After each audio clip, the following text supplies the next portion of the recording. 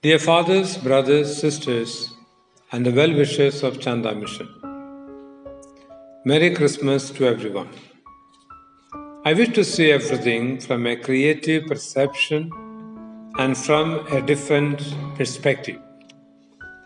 For me, the great message of Christmas is nothing but humility, kenosis, humbling oneself for the sake of others.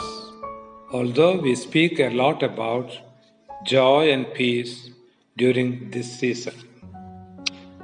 In 2 Corinthians chapter 11, verses 7, Paul asks, "Did I commit a sin by humbling myself so that you might be exalted? Because I proclaimed God's good news to you free of charge." The Christological hymn in the letter to the Philippians all the more corroborates the great act of humbling oneself when the apostle writes, "Let the same mind be in you that was in Christ Jesus, who though he was in the form of God, did not regard equality with God as something to be exploited, but emptied himself, taking the form of a slave, being born in human likeness, and being found in human form, he humbled himself and became obedient to the point of death, even death on a cross." Chapter 2, verses 5 to 8. Christmas is considered a feast, a celebration of joy and peace. One cannot belittle the importance of these in Christmas celebrations. The redemptive act of God, by the incarnation of His only begotten Son in human form, is one of the unique and great events. So we celebrate joy in Christmas. And Jesus was born as a Prince of Peace. For a child has been born for us, a son given to us. Authority rests upon his shoulders, and he is named Wonderful Counselor, Mighty God, Everlasting Father, Prince of Peace. Isaiah chapter 9, verse 6. So the angels sung at his birth the song of peace. Glory to God in the highest heaven, and on earth peace among those whom he favors. Luke chapter 1, verse 14. In the divine act of incarnation of the Son of God in Jesus, the three important acts are: 1.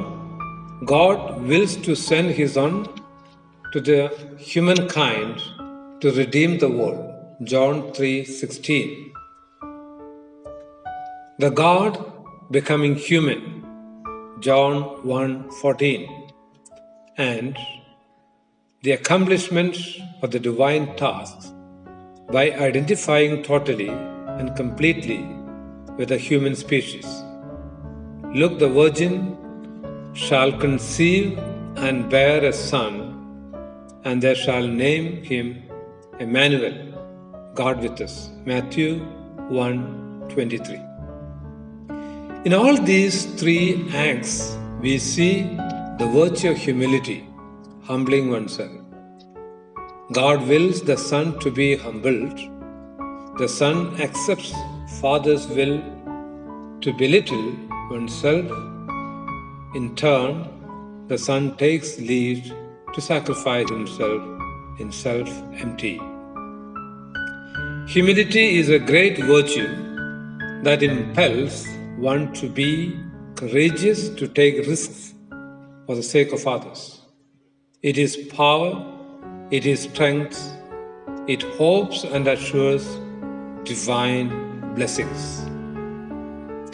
It is befitting to have some reflections on practical aspects of the virtue of humility, or better, some dynamics to practice this virtue in daily life.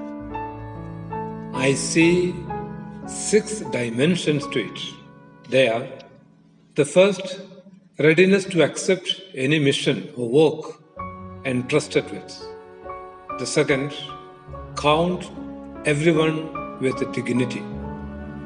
The third, do not retort or respond to accusations and allegations unless it serves for greater good. The fourth, confess one's mistakes and ask for pardon. The fifth, kill our pride or ego and be simple in lifestyle, dealings, food habits, conveyance, etc. And the sixth, happy with minimum conveniences or facilities and be generous with others. These are but a few examples that I can think of. Jesus practiced all this to the core. He is a model, he is a radical following of Christ. In Matthew chapter 19, verse 21, Jesus told the young man, "If you wish to be perfect, go, sell your possessions, and give the money to the poor, and you will have treasure in heaven. Then come, follow me." Again, Jesus told his disciples, "If any want to become my followers, let them deny themselves and take up their cross and follow me." Matthew 16:24. So, dear friends, as we celebrate Christmas, let us take this message of humility and practice it in the best way possible. I wish you all a happy Christmas and a happy New Year, Harit Varsh 2021.